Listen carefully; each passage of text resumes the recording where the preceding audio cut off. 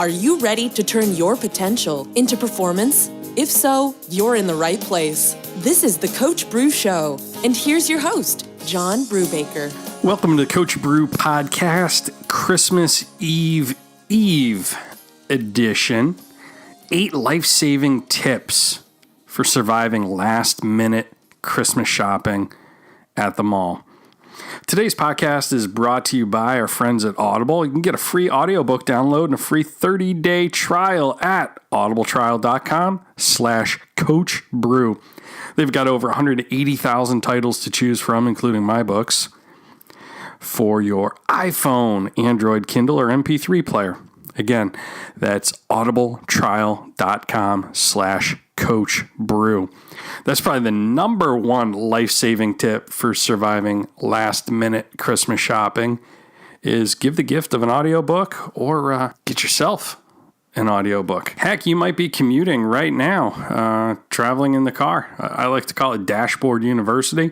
Some great professional development can take place while you are commuting. The average commute time is over 20 minutes each direction in the United States, so it makes a lot of sense to invest in audiobooks. You know, you get the equivalent of a master's degree worth of education just consuming intelligent information on the car ride to and from work.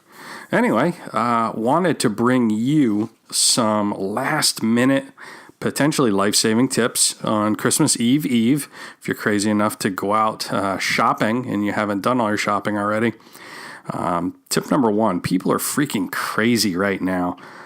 So let everyone else in the parking lot have the right of way.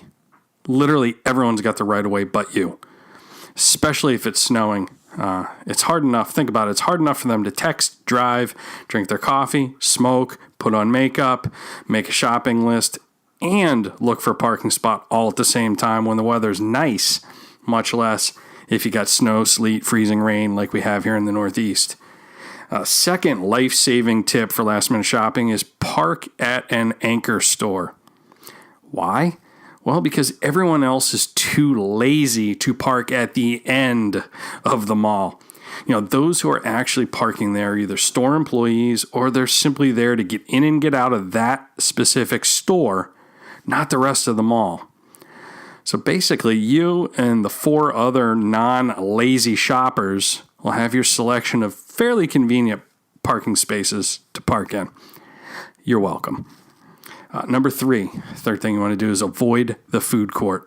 Nothing good happens there, except for maybe the free orange chicken samples on the toothpicks. That's about it. Tip number 4, you want to pay attention. This one could save your life. Do not, and I repeat, do not make eye contact with the creepy people working the kiosks outside the stores in the middle of the mall. Actually, go ahead. Look at them. I dare you, because they will follow you and try and sell you some useless, overpriced crap or sign you up for another credit card you don't need. You're welcome again.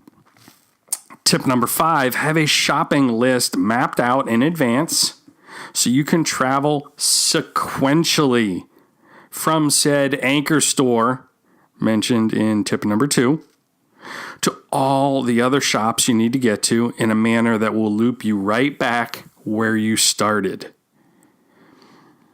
Tip number 6, if you walk furthest away from the center of the walkway in the mall and closest to the store entrances, it's easier to avoid the crazy people who hound you from the kiosks in the middle of the mall. So walk furthest away from the center of the walkways. Tip number 7, and this is just good life wisdom. Nobody, I repeat, nobody wants one of those Hickory Farms gift boxes. Sorry, Hickory Farms.